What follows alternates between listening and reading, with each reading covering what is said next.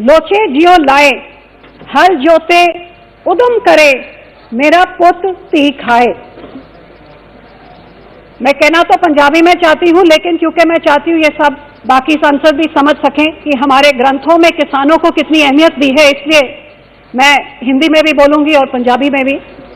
गुरु साहब कहते हैं कि किसान बहुत लगन के साथ, मेहनत के साथ, खून पसीने बहा के अपने खेत में किसानी करता है, हल जोता है, फसल उगाता है ताकि उसके बच्चे खा सके।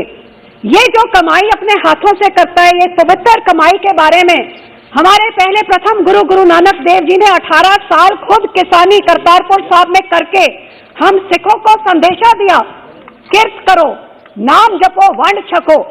गुरु साहब ने कहा सब तो पवित्र कमाई एक किरत दी, खून पसीने दी कमाई होंदी है।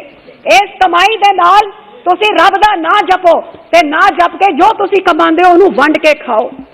आज जो इतनी पवित्र कमाई करने वाले किसान हजारों की गिनती में, तादाद में हमारे पंजाब से आके जिन्होंने आंदोलन शुरू किया, आज वो दिल्ली की सरहद में 70-75 दिनों से ठिठुरती हुई ठंड हो, ओलाबारी हो, बारिश हो, वहां पे बैठे हुए हैं, क्योंकि 6 महीने से जो वो मांग रख रहे हैं, इस सरकार की कान बंद है, आंख बंद है और मुंह भी बंद है। मुझे इस बात में इतना दुख होता है कि जो पिछले 20 साल में सबसे ज्यादा ठंड का मौसम था, उस ठंड के मौसम की परवाह ना करते हुए बूढ़ी औरतें, बच्चे, बुजुर्ग सब इधर बॉर्डर पे बैठे हुए हैं, जो 26 नवंबर कॉन्स्टिट्यूशन डे से उन्होंने मार्च किया, जब संविधान को मनाया जाता है, एक पीसफुल प्रोटेस्ट जो डेमोक्रेटिक राइट होता है, और दुनिया ने देखा कि उस पीसफुल प्रोटेस्ट को कैसे गोलाबारी से, अथरू गैस से, वाटर कैनन से, लाठियों से उन बेचारे निहत्थे किसानों को किस तरह की ट्रीटमेंट दी गई, सारे देश ने देखा और उनके साथ संवेदना करी। दिल्ली के बॉर्डर में रोक दिया गया, वो बेचारे 2.5 महीने से वहां पे आराम से बैठ गए, पेशेंटली और शांतमय तरीके से उन्होंने अपना आंदोलन चलाया। आंदोलन क्या था सर? आज जब सारे देश और दुनिया में सब उस अन्नदाता के साथ जुड़े हुए हैं, जो बिल्कुल पीसफुल तरीके से, चाहे कोई टीचर हो, लॉयर हो, डॉक्टर हो, नौजवान हो, सब उनके साथ संवेदना रख के 2.5 महीने से उनके बीच में उधर गए और उन्होंने अपना सपोर्ट दिया। लेकिन कितनी हैरानी की बात है कि जिसको वो अपनी संवेदना बताना चाहते, अपना दर्द बताना चाहते हैं, इस सरकार का एक नुमाइंदा उन तक पहुंच नहीं कर सका। आज उस आंदोलन में 100 किसान ने अपनी जान कुर्बान कर दी, शहीद कर दी अपनी आवाज सुनाने के लिए, लेकिन उनकी कुर्बानी का सर ये इंसान है, ये हिंदुस्तानी है, ये हमारे अन्नदाता है जो 150 से ज्यादा मर गए हैं, लेकिन राष्ट्रपति अभिभाषण में इनके बारे में एक संवेदना की लाइन नहीं। मन की बात होती है, बहुत कुछ बोला जाता है, राष्ट्रपति का अभिभाषण होता, हाँ 6 साल में थी, मैं बिल्कुल थी, मैं आ रही हूँ उसमें, लेकिन जब सरकार ही इनह्यूमन हो जाती है, जब संवेदना अपनों के प्रति नहीं प्रकट कर सकती, फिर उस सरकार में रह के करना क्या है? इसलिए छोड़िए उस सरकार को। तो इनकी मांग क्या है? 5 जून में आ रही हो भैया, आप सुनते रहिए, सबका जवाब दूंगी, बेफिक्र रहिए। 5 जून को कोविड की आड़ में जब लोग घरों में बंद थे, एकदम एक ऑर्डिनेंस लाया गया, ना किसान से पूछा, ना सलाह मशवरा किया, ना उसने मांगा, पकड़ के उसके ऊपर थोप दिया गया ये ऑर्डिनेंस, जिससे किसान के मन में डर पैदा हो गया कि इस ऑर्डिनेंस के आने से मेरी एमएसपी खत्म हो जाएगी, मेरा मंडीकरण सिस्टम खत्म हो जाएगा, मैं अपने ही खेत में जब मेरी जमीनें पूंजीपतियों के हाथों में आ जाएगी, मैं मजदूर बन के रह जाऊंगा। किसान के मन में ये डर आ गया। तो आज मैं इस सदन से मैं बताना चाहती हूँ, ये मेरे मंत्री साहब सब बैठे हैं यहाँ पे, जब ये ऑर्डिनेंस आया मैंने उस टाइम भी प्रार्थना करी पूरी कैबिनेट से कि आप इस ऑर्डिनेंस को पहले सलाह मशवरा करके लेके आइए, क्योंकि किसानों के मन में ये वहम है। लेकिन इसके बावजूद ये ऑर्डिनेंस बना दिया गया और मुझे विश्वास दिलाया गया कि इसको कानून बनाने से पहले इस किसानों की सारी संवेदनाओं को दूर किया जाएगा। आप देखिए कि कितनी हैरानी की बात, कि यहाँ पे जब मेरे पार्टी के लीडर में ये जून में आता है, जुलाई में हम चिट्ठी लिखते हैं, हमें बोला गया बहुत अच्छा कानून है, आप लोगों के पास लेके जाइए। जब किसानों के पास लेके गई तो किसानों से उनकी संवेदना पता लगी, उनकी आशंकाएं पता लगी, और वो एक चिट्ठी में डाल के जुलाई के महीने में खेती बाड़ी मंत्री को भेजी गई, जिन्होंने कहा फिक्र ना करिए, ये सारी शंकाएं हम दूर करेंगे। लेकिन अब हमारी हैरानी देखिए कि सितंबर के महीने में मॉनसून सेशन आता है और सेशन आते सारी पहला बिल टेबल हो जाता है। ना किसान से बात करी, ना सलाह मशवरा किया। वो रेल की पटरियों में जून के महीने से पंजाब में आंदोलन रच रहा था। हाँ, ये कांग्रेस के बारे में भी जरूर कहूंगी, 2019 में जेल के मुख्यमंत्री अमरिंदर सिंह ने पैरवी करी होती तो ये 100 किसान जो 150 मर गए, ये शायद आज जिंदा होते। ये इनकी भी देन है, इनकी देन है तो उनकी भी बराबर की देन है। और फिर इसका जब इनसे बात, जब सेशन पे आया, उधर भी हमारे इधर मंत्री जी से पूछे, राजनाथ जी बैठे हैं, नड्डा जी बैठे, सबके पास गए कि आप सलाह मशवरा करिए, बिना इसको मत लेके आइए, देश में आग लगेगी, किसान सड़कों पे उतर जाएगा। उधर आपको चीन आंखें दिखा रहा है, इधर कोविड की मार हिंदुस्तान की जनता लड़ाई लड़ रही है, आप क्यों किसानों का आंदोलन खड़ा कर रहे हैं? लेकिन एक बात, सबसे पुराना एलआई जब आपके साथ 2 एमपी होते थे, कोई नहीं होता था, तब ये पार्टी आपके साथ खड़ी थी। ना मंत्री की सुनी, ना पुराने एलआई की सुनी, और आज किसान मर रहे हैं लेकिन वो किसान की भी नहीं सुन रहे। इससे और दुखद बात क्या हो सकती है सर? और ये किसान मांग क्या रहा है कि मैंने ये मांगा नहीं, आप कहते हैं मेरे वास्ते चंगा हैगा, मैनू और नहीं चाहिए, मेरे को नहीं यही चाहिए, मेरे को नहीं चाहिए, आप वापस ले लीजिए। और ये मेरे लिए कोई कानून बनाना है तो मेरे सलाह मशवरा से बनाइए। आप एमएसपी का मुझे लाजमी लीगल मेरे को एमएसपी दीजिए और ये काले कानून वापस करिए। एमएसपी क्या है सर?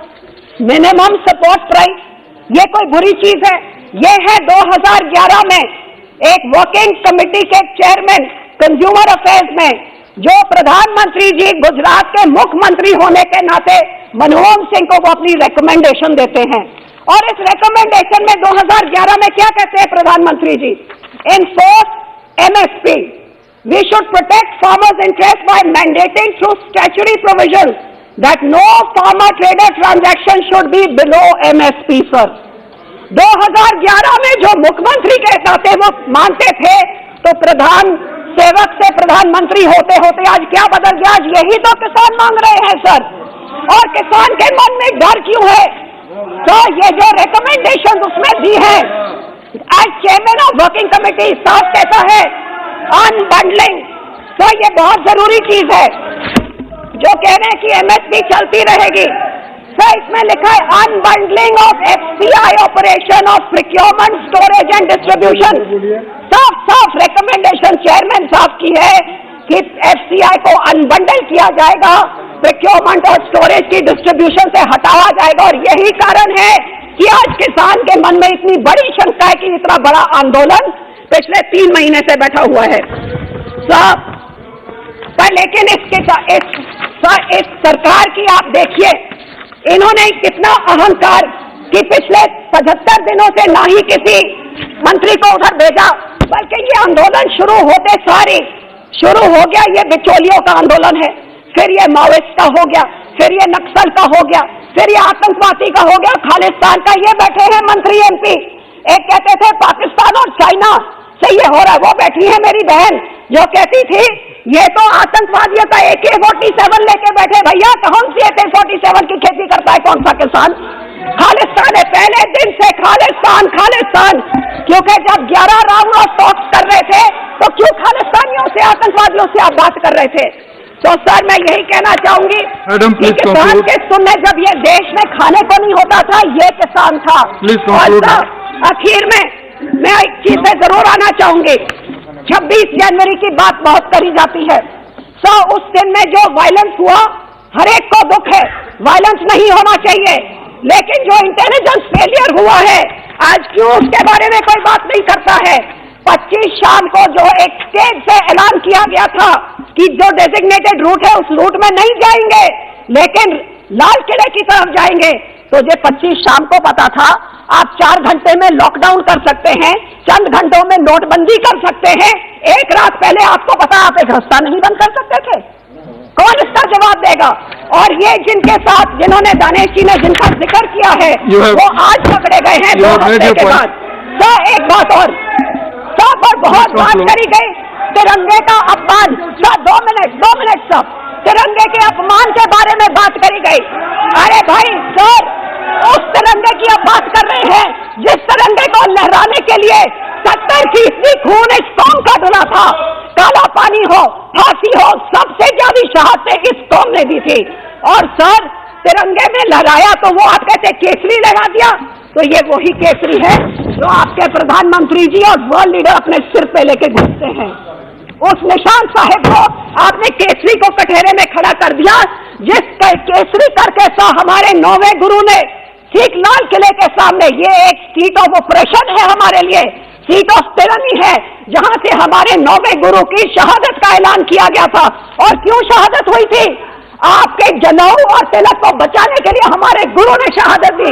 ठीक है, हमारे गुरु आपके हैं तो फिर उनके, और वो केसरी लहराने के लिए आज आपके गुरु बन गए, आज आपके बन गए।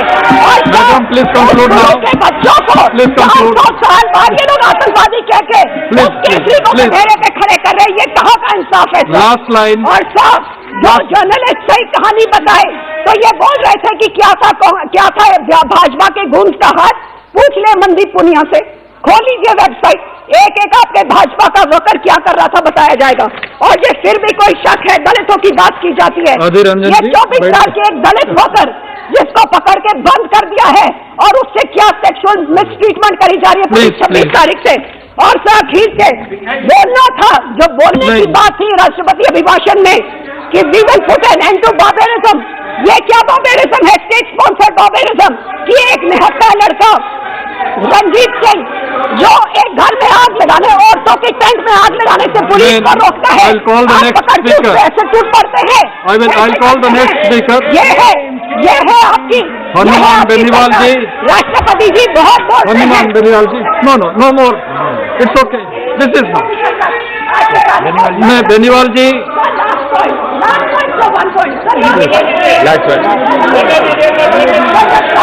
Provided you say the last one. Last point. तो आखिर में अभी सारे जने बात कर रहे कि प्रधानमंत्री जी ने बोला कि ये आंदोलन जीवी, लेकिन सर उसके बाद एक और शब्द बोला था जो मेरे को मतलब नहीं पता था, मैंने खोल के देखा। वो कहते हैं परिजीवी। परिजीवी मतलब पैरासाइट। किसको पैरासाइट बोल रहे हैं? उस अन्नदाता को पैरासाइट बोल रहे हैं आप, जो अन्न पैदा करके पेट भरता है, या ईजा को बोल रहे हैं, या 24 सेकेंड को पैरासाइट बोल रहे हो? जिसको हमारे बेनीवाल जी, हनुमान बेनीवाल जी।